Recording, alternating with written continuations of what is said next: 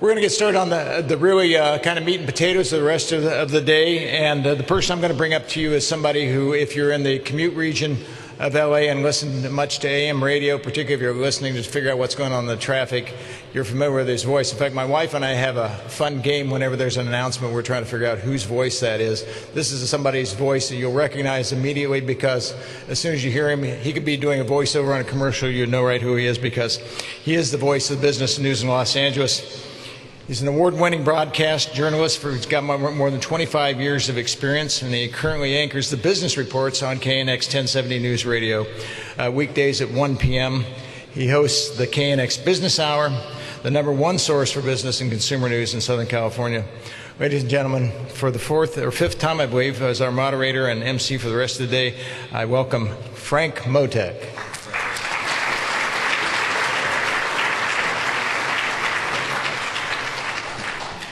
Thank you very, very much, Mr. President. Carl Morehouse, honored guest, Governor Davis, Senator Leon. Thank you. Honored guests, movers, shakers, family, friends, good morning and happy holidays. It's an honor to be with you once again this year. Thank you very much for the warm welcome and family treatment once again, and thank you very much, many of you getting up with the chickens to soar with the eagles who've gathered here once again this morning. Now, we've tightened things up a bit. Looks like we can take a drought off the agenda this morning, right? Not quite. Oh, the sun is shining again. Well, many of you know I've had the honor of participating in these forums now, and indeed the fifth year, it's hard to believe, at the invitation of our late great friend Jack Kaiser, SCAG's chief economic advisor and longtime chief economist at the LA EDC, a passionate advocate of economic development here in Southern California who was committed to making this region more business friendly. Looking back over the years, we've come a long way now since that first summit in December of 2010, which was then titled Southern California's Road to Economic Recovery. He noted at the time that no natural disaster in the state had resulted in the kind of economic disaster California had seen in the Great Recession. California's unemployment rate at that time was 12.4%, and now we're down to 7.3%. Jack departed the day after that first summit to eternally soar with the eagles, but he went out working hard on behalf of the economy of Southern California, and we honor his memory today, inspired by his exemplary work on behalf of all of us here in Southern California. Let's honor Jack now with a round of applause. Jack Kaiser, your spirit lives on here. I was reminded by LA City Council member Tom LaBonge, who addressed you a little while ago, that of course international trade is a big issue here. The councilman is the chair of the Travel, Trade, and Tourism Committee on the LA City Council, and he recognizes the importance of the consular corps here in Los Angeles and international trade. And we're honored to have with us the Consul General of the Federal Republic of Germany, Dr. Bernd Fischer, in the audience with us here today. Also an economist, also recently marked the 25th anniversary of the fall of the Berlin Wall. I thought of you this morning when I drove by the Berlin Wall on Wilshire Boulevard this morning.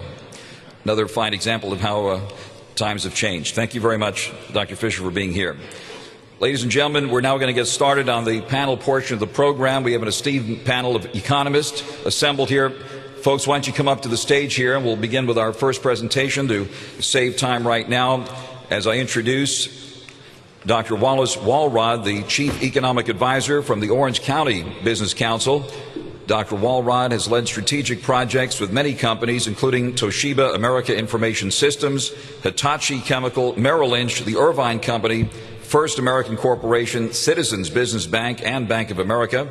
Dr. Walrod is also the founding president of the Center for a New Orange County, which plays a key role in shaping Orange County's economic future by leading a targeted countywide effort to design, plan, and fund an integrated, cost-effective, state-of-the-art infrastructure system.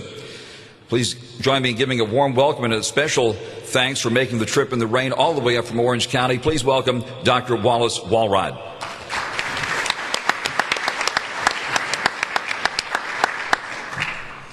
Thank you, Frank. Good morning, everybody. It's my great pleasure to be here today to share the recent work of the SCAG economic team.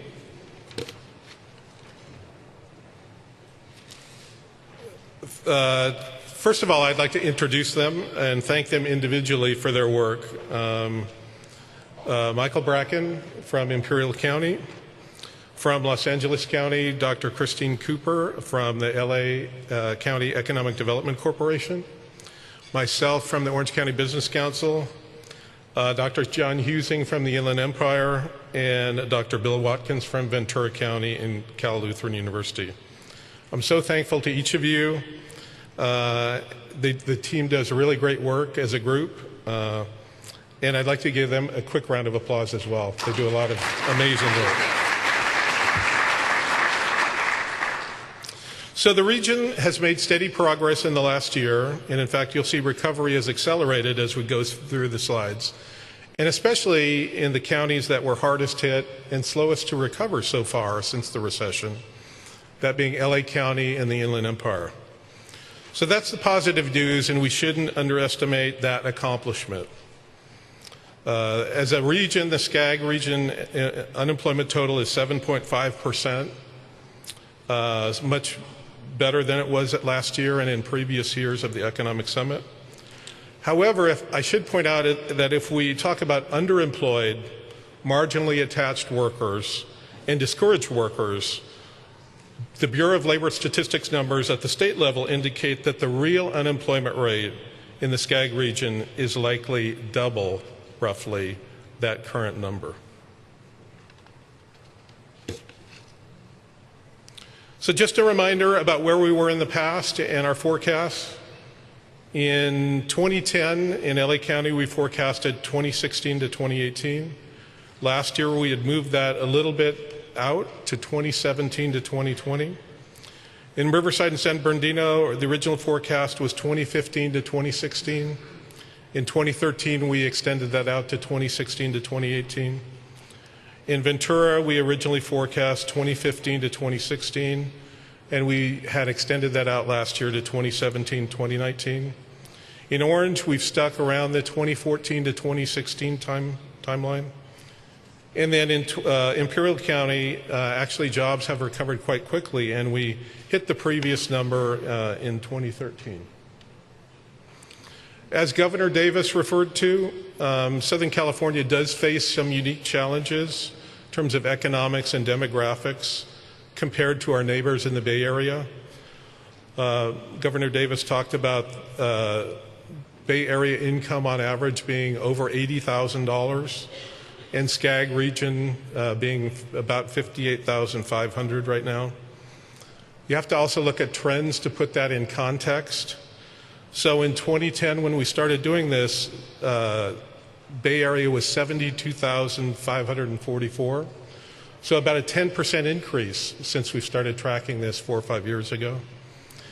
In the SCAG region in 2010, it was 58,331. So we are basically right at where we were 4 or 5 years ago. So you can see a significant difference there. And you can see that the Great Recession really hit Southern California hard and exacerbated this long-standing poverty trends that we've been tracking. Well, we know that poverty is closely linked to educational attainment demographics, and Governor Davis referred to the difference between the Bay Area and Southern California, 43.5%, Bay Area 29% in Southern California. Similar trends that in 2010, when we started to track this, the Bay Area was 41.5%, so that's increased 2% in those 4 years. In 2010, we were at 28.7%, so that's only increased 0.3% in those 4 years. So while we are improving slowly, the gap with the Bay Area on this all-important indicator is widening, unfortunately, and that plays a large part in the differential in poverty numbers between the two regions. So on your placemat, SCAG is at 17.6% poverty across the whole region now, with some counties and communities much higher than that. The Bay Area is at 11.3%, so a significant difference in terms of poverty rates between the two areas. Now I briefly want to highlight the key points for each county that each of our economists put together. These reports will be available on the SCAG website if they're not already, and I'll have that addressed at the end of the presentation. So for Imperial County, it's interesting. Imperial County did exceed in 2013 the previous number of jobs but is still at 23.7% unemployment. We might get into that in the panel discussion. It's an interesting issue about why that's occurring in Imperial County. Agriculture is obviously a very large part of the economy in Imperial County. And in 2013, for example, that was $2.1 billion. Unfortunately, the numbers probably in 2014 are going to drop to 1.7 billion. So a key industry is actually losing some revenue there. Home prices have been on the increase, actually, over 20% in the last year. And so, as I said, the economy there did recover back in 2013 to that 2007 level. In Los Angeles County, the good news is that we've rapidly moved up our timeline for recovery to that 2007 employment number. And so instead of 2017 to 2020, we're looking now at 2015 to recover back to that previous level. So real good news there. However, that job growth continues to be in primarily lower paying sectors, such as administrative services, health services, and social assistance, and food services. We have seen, with the job market coming back, a slight decline in poverty rates in LA County. However, housing market has been pretty slow, and we're still very much under the pre-recession level in terms of housing permits. And going forward, the most important thing for LA County are these traded clusters, and we'll probably talk about that during the panel, the importance of that. And those hinge on things that we can export out of the region. And for LA County, those are primarily entertainment, international trade, aerospace, and fashion. So good news, this good news, bad news story, and you'll see that theme throughout the presentation. I think Harry Truman talked about it. He wanted a one-handed economist. And I try to always be a one-handed economist, but this is sort of, there's two threads going on here. And it is a good news, bad news kind of report that we have. Orange County, we continue to create jobs, over 30,000 in the last year. We just fell to 5% unemployment. I expect us to go under 5% unemployment in the rest of the year. We're seeing job growth across a number of sectors: health services, construction, professional and business services, trade and transportation and logistics, and leisure and hospitality. Increasingly, things like international trade and IT and advanced manufacturing are important.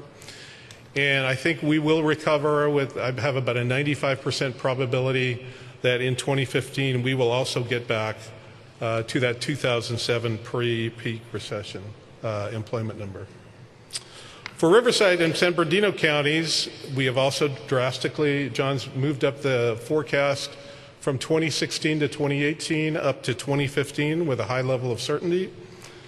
That's been led by growth in logistics, construction, and healthcare. However, in terms of metro areas of over 1 million, Inland Empire unemployment still exceeds other U.S. metro areas in that category. But good news in general that employment seems to be coming back quite quickly to Inland Empire. In Ventura County, you can see that the estimate we had last year was 2017 to 2019. Job growth has been quite slow this year and is still 6,600 jobs under the pre-recession levels. New data shows that GDP in Ventura County was weaker in 2013 than 2012 and weaker than forecasted.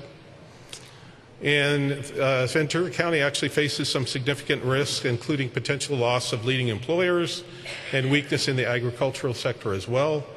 And so the best case is stuck at 2017, but the worst case in Ventura County has been extended out to 2020.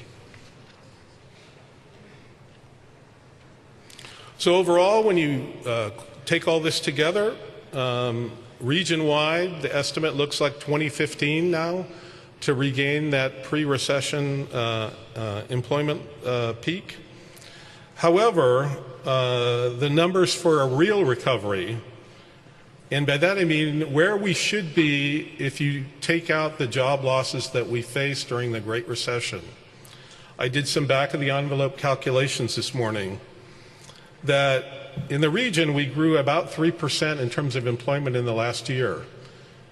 That's much better than we've done over the long-term average. But if we continue that, we would actually make up all those jobs, even the ones that we lost. So instead of taking that dip down, where would we be if that dip hadn't occurred and we kept on trending out? We would actually recover in the 2017 to 2018 time period. At 2% growth, which I think is fairly average for the state of California, we were looking at 2021 to 2022 to really recover, not just to get back to where we were in 2007. And that takes into account we have new people entering the labor force who have been in our education system. However, from 1990 to 2007, the SCAG region grew at only just slightly more than 1% per year in terms of our employment growth. And what that means is we will never catch up those lost jobs. It will never occur during the time period. So we really need to think about how we can accelerate that job growth to keep it in the 2 to 3% range for each county and across the region, or we really will continue to really question whether this is a real recovery. Let's see. So at the end of the day, and we've heard about a lot of job creation in lower paying service sector jobs in retail, hospitality. We think one of the most important things is about the kind of jobs that we're creating in Southern California. And so far, as I said, that's been mostly lower paying and part-time jobs, service sector jobs. However, there are 5 sectors that we think are candidates to create good paying jobs, especially for those workers who have under a college education, that have a high school education, maybe some college. And those would be construction, logistics, finance and real estate, manufacturing, healthcare.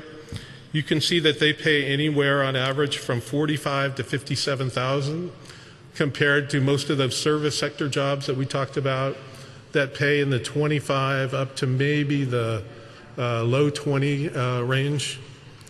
And I think that we really need to, we took a long look in the Poverty Action Plan about how to accelerate job growth in those 5 key sectors. And you'll hear more about that later as we talk about that. I'd like to add one other thing. I did sort of a back of the envelope calculation this morning, that if we held the 1990 SCAG rate of poverty at 13% constant, you see on your placemat in the booklet that we're at 3.2 million folks in Southern California in poverty. If we had held that constant from 1990, we're up to over 17% now. We would have 750,000 less folks in Southern California in poverty, a massive number. We would have under 2.5 million of about 2.45 million. So it's something to think about that when we're talking about 13 to 17%, it doesn't sometimes mean that much, but it means actually 750,000 folks. So that's a brief opening presentation. We designed that for this presentation to be quite brief so we could get into a very interactive panel discussion. The county reports are available on the SCAG website. I'm sure they're probably up now or will be up later today. And there's a wealth of material on the work that we've done, presentations, the work over time in terms of the county reports, and other things we've done on poverty and other economic research that we've done. And so I hate to say this is a good news, bad news. It's great news that we're recovering now in 2015 compared to 2016 to 2018. But now we have to really think about the kind of jobs that we're creating. And this economy will not be sustained going forward on lower paying service sector jobs. We have to accelerate growth in good paying jobs. And the thing is, when we create those jobs in manufacturing and construction, they have good multiplier effects throughout the rest of the economy that are going to create additional jobs as well. So those 5 key sectors are the engine that we really see will move Southern California forward and make this recovery more of a real recovery rather than just one that's been built on lower paying service sector jobs. So with that, I thank you, and I'd like to turn it back over to Frank to lead our panel discussion.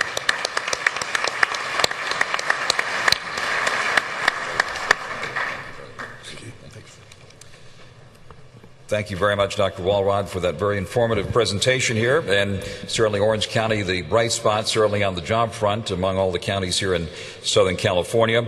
Three of the counties, of course, hardest hit by the Great Recession and slowest to recover. Los Angeles, Riverside, and San Bernardino have made the most progress in terms of job creation since last December, last time we met.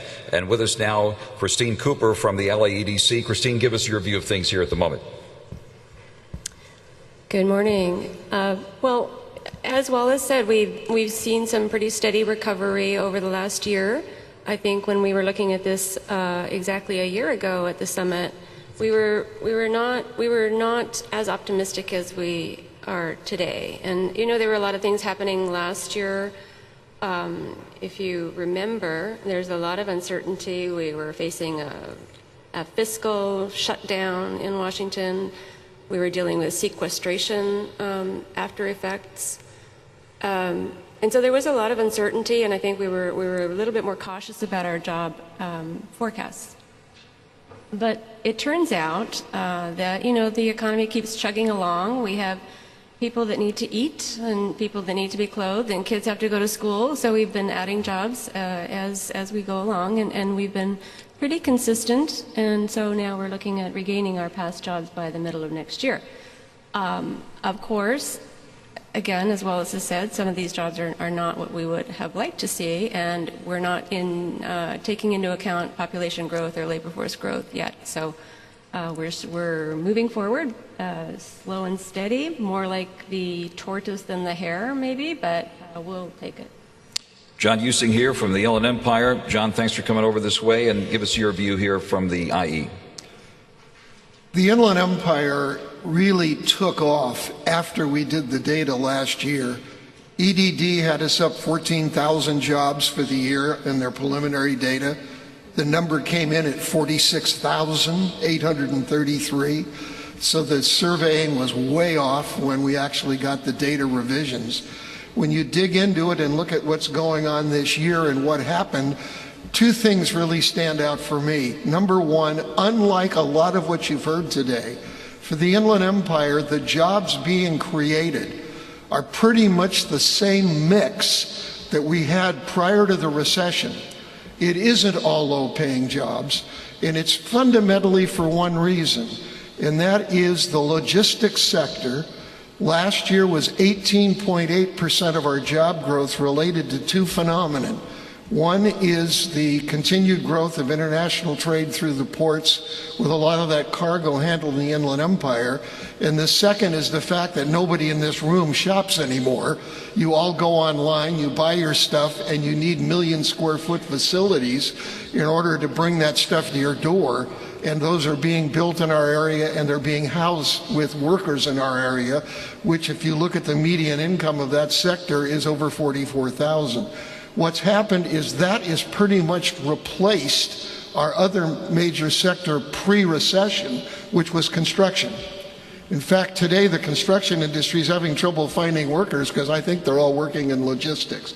So that has been huge for us.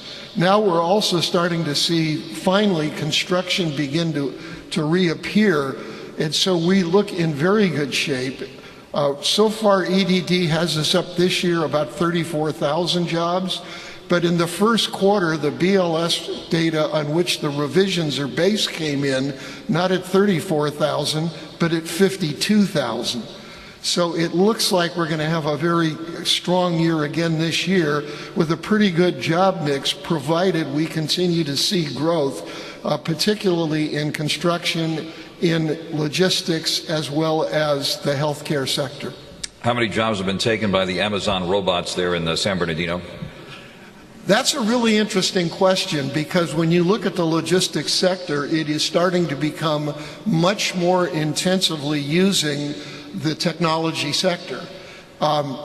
It is a huge sector, but you're beginning to see it. What it means is, in the long run, our key issue is going to be workforce training for our existing workforce to be able to move up as that technology comes into being. One of our facilities is 1,800,000 square feet under the roof.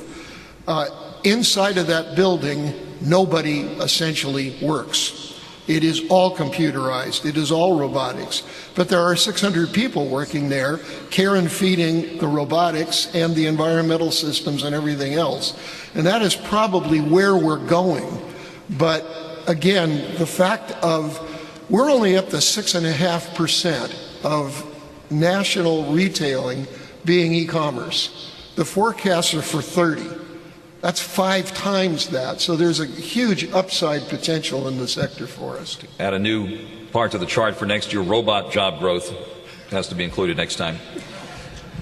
But, ladies and gentlemen, Ventura County's recovery appears to be stubbornly slow, and we have with us Bill Watkins from Cal Lutheran. Thank you very much, Bill, for being with us here. And what are your thoughts on Ventura County's situation and what can be done to accelerate the recovery there?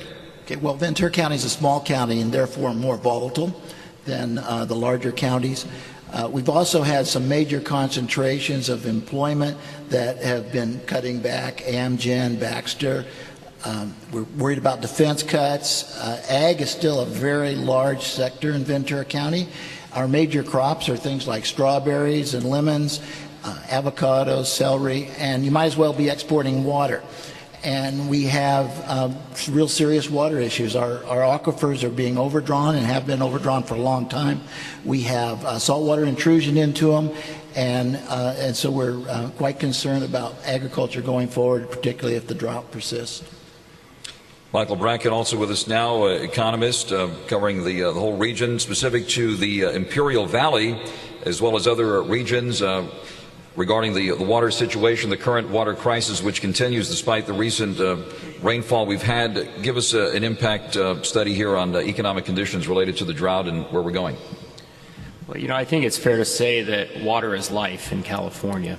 And for 20, 30 years, people said this would be the biggest issue facing our state, and that has finally come to fruition. What's interesting, of all the economic issues that face our economy, geopolitical concerns, Washington, Sacramento, water is one of the few things that to some degree is within our control. It's within our control by creating new sources, whether it's desal or whatever, through conservation and whatnot. But one thing that we're seeing specific in the Imperial Valley is this, and in terms of the law of water, the Imperial Valley and the Coachella Valley are two of the regions in Southern California that actually have a steady contracted water source from the Colorado River. In fact, out of the 4.4 million acre feet of water that Southern California draws off the Colorado River, 3.1 million acre feet of that goes to the Imperial Valley. They own those rights. So what we are seeing is as the drought continues to hit the ag communities in Central California, we're starting to see higher and higher value crops coming into the Imperial Valley. So I'll throw this statistic at you. In 2013, $2.1 billion worth of ag production. That's $63 per man, woman, and child in the state of California of ag production came out of the Imperial Valley. So to that region, and quite frankly to all of us, water should be one of our huge focuses to creating a long-term sustainable growing economy. And keeping largely with the theme of today's discussion, affordability, housing affordability, and educational affordability. Nowadays, kids are starting their lives basically with a mortgage, having gone through the student loans and all that. How do we address that big concern now, which, of course, is being widely discussed here in California at the moment with this hike in the tuition and all that? Wallace, do you have any thoughts on this? Yeah, absolutely. I think long-term, in addition to water, I would say housing affordability is the second one, but the third one is how we're preparing our workforce of the future through our K-12 education system and our workforce development system. And we've done some work lately on an issue that is pretty broad throughout California and the nation as a whole, and a lot of people term it skills gap. So while we have still 9-10 million people nationwide who are looking for work actively, we have 4 to 5 million jobs going unfilled. And it's a perplexing issue and one that I think we better get much smarter about in terms of preparing our workforce for the kind of jobs of the future. You mentioned automation and robotics. I just saw somebody put out a book, I think it was C.B. Richard Ellis and another partner, that by 2030, 50% of the occupations that are currently employing people will be going away because of technology and global forces and other things. I think we are totally unprepared for that as a state, as a region, a state, and a country. And we have built into the Poverty Action Plan quite a few things to try to address that on a regional basis, including a regional jobs blueprint. But I think if we don't have a workforce that can fill the needs of employers, they're going to look elsewhere, whether that's other places in California, other places in the U.S., or other places in the world. And those are going to be the good paying jobs. And housing affordability is going to get exacerbated. And if you look at when we inflation adjusted per capita income for Southern California, inflation adjusted, 5 of the 6 counties have a lower per capita income level now than they did in the year 2000. And Ventura County actually is the only one that has a slight increase. And that has a lot to do with consumer spending and disposable income. And if we don't have that consumer spending, disposable income, when we know that's 2/3 to 70% of the economy, we're not going to get that robust growth that gets us to 2 to 3% per year unless we get a much more productive workforce that's going to fill the needs of employers. So, Wallace, can I add something to that? absolutely. Okay, so in Ventura County, we create far more college graduates than we create jobs. For the past 7 years, we're still down over 6,000 jobs, and we graduate a lot of students. And for Mr. De Leon, we have 3 universities in Ventura County.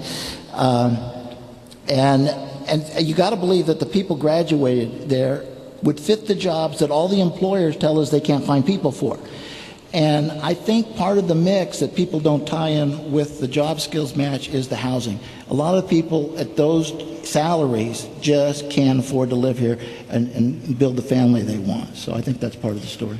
I agree totally. There is a mismatch that I don't know exactly when it started to occur, but I would say back in the 90s actually sometime, that we're not producing the students at the levels that we need for key industries that are growing, key occupations that are growing, and we're overproducing in other areas that there's not a huge demand for those skills. So the huge investment the state makes in K through 12, community colleges, and our UC and CSU system, and we have to really think about how better to align that with the needs out in the real world.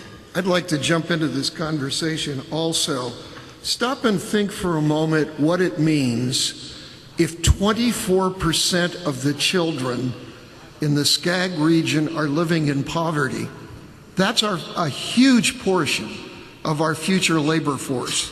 Not only do they have the problem of fighting their way through to school, but they start out having to also fight through the issues of poverty that affect them at home.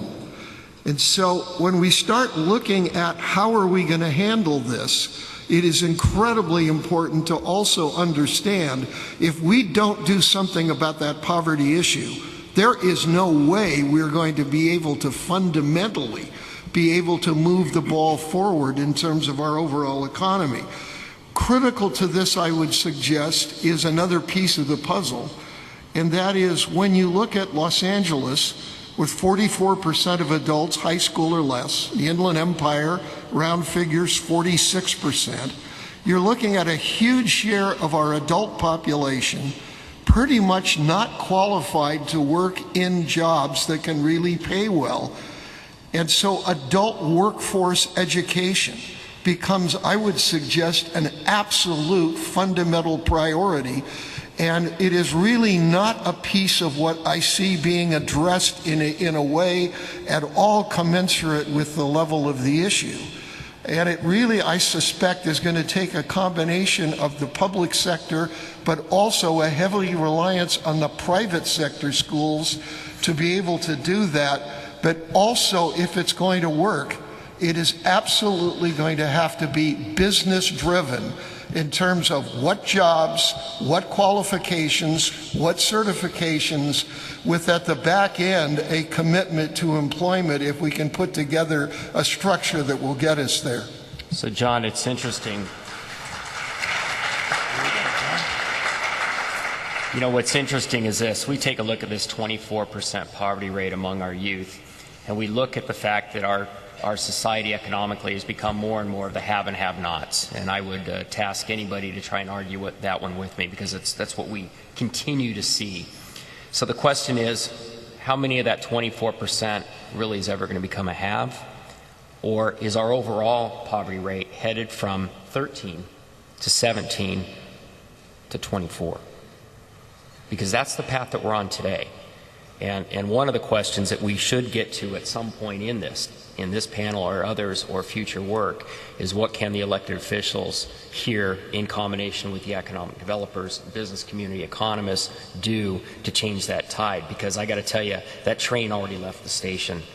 65% of our adult labor force in Southern California is blue collar. Are we just giving up on the current generation? And if so, do we have a real path for the 24%, or is it the self-fulfilling prophecy? Christine, your thoughts on this issue of the Kaiser Center for Economic Research there at the LAEDC? So we actually look at the labor market pretty carefully. And when we're talking about preparing the workforce for the jobs that are in demand right now, it turns out we're doing a really good job at that. We actually have a lot of workforce that doesn't have a high school education, only a high school education, and that's where the job growth is actually occurring right now. So we're okay today. This is not a path for the future. And when we talk about preparing the adult workforce for higher skilled jobs that are coming out with automation and higher technology intensive industries, we have to focus on the education of the students that are coming in line. So right now we're okay. But as an economic development plan, this is not a good strategy. So when we're thinking about economic development and building prosperity for a region, the focus is not only on creating jobs in food services and in retail operations, which we always will have when we have a population, but it's in focusing on industries that we can sell our products outside the region and bring new dollars in. I have given this lecture 4 times, 4 years in a row, that we have to focus on selling our stuff to the 6 billion people outside this region to bring that money back. That's how we're going to grow prosperity here for everybody. And the more jobs we create, the more people will bring out of poverty, and that's the action plan that we need to pursue. Police officers, firefighters, nurses, yes, broadcasters having a tough time living in the cities where they work nowadays. Obviously, housing affordability, a huge issue.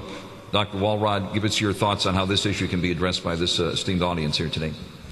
Yeah, we're actually going to be releasing a report, the 3rd update of a report we started back in 2008, and on the issue of workforce housing. And on one level, it comes down to simply supply and demand. We have not been creating enough supply for demand in the region. When we looked at academic literature and professional standards, the rule is sort of about for every 1.5 jobs you create, you should create a housing unit. And very few cities, when we specifically looked mostly at Orange County, although we've done it in actually LA County and San Diego, very few cities have taken that leadership position to create sufficient jobs, to create sufficient housing units for the jobs. Happy to create those jobs because that brings income in various ways into the city, but much more reticent to create housing units. In Orange County, when we did this last in 2012, this is an issue that's built up also over decades. We feel we're at least 50,000 housing units short in terms of the real demand. That's why we have so many people commuting into Orange County every year. And it really does happen at the local level. It happens at the planning commission level. It happens at the planning desk when you walk in. And it happens before the city council. And we think we need units, all across the board. Definitely we need some more units that are affordable on the low end. And I'm not just talking about housing units, I'm talking about rental units as well.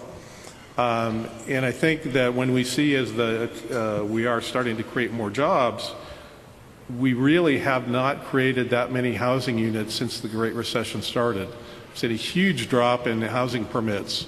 So we are in a deficit, kind of in a hole.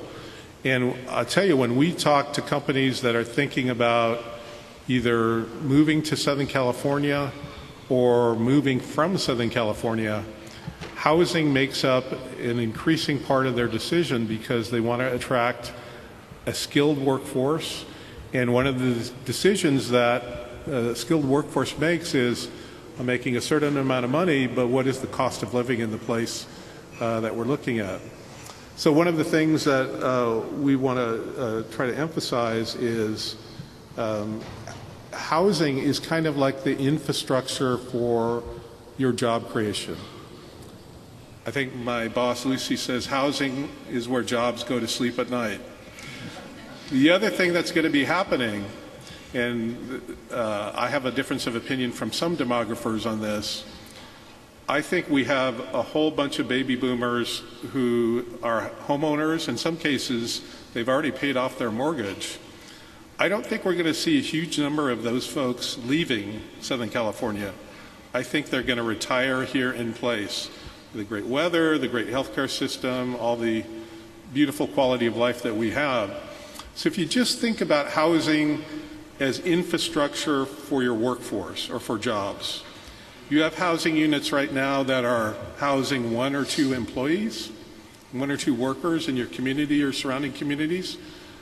When they retire and stay in that house is no longer housing your workforce.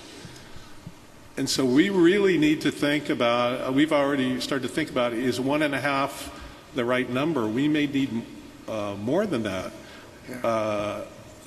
We may need to create more housing units for that. So I think it's a huge market opportunity for Southern California to create more housing units, but it's difficult to get it through the process. And when we know there are projects ready to go that are held up or delayed or prolonged because of our environmental process and other things that challenge or stop those housing projects from being constructed. Dr. Waller, thank you very, very much. In the limited time we have here, Dr. Using, your thoughts on this issue and any recommendations for the audience here. Of course, in the Inland Empire, we have the room for more housing, and a good deal of the housing will be built in the Inland Empire just simply because that's where the land is. But I want to underscore where Wallace stopped. We have to stop fooling around with the idea that the state legislature is putting in place mechanisms to allow this state to grow. I have to say I absolutely and fundamentally disagree with that as a fact of life. And CEQA starts it, because CEQA has become, CEQA was the California Environmental Quality Act, which has morphed into California, let's hold them up until they run out of money act. And the number of jobs that is costing for people in the construction sector, which is a sector that is a median pay of $53,000, which allows 84% of the workers to not need any education to speak of beyond high school or less. It is absolutely a poverty argument to get that fixed. And I would hope that, given the very blue nature of the state, that the party in control of it would begin to understand the effect of that on their own constituents. Thank you very much, Dr. Using, and thank you all of our economists on this panel. We'll have to conclude the panel here now and continue our conversation focused on the poverty part of the equation with our next panel. Thank you very much. Let's hear it for all of the esteemed economists who've gathered here today.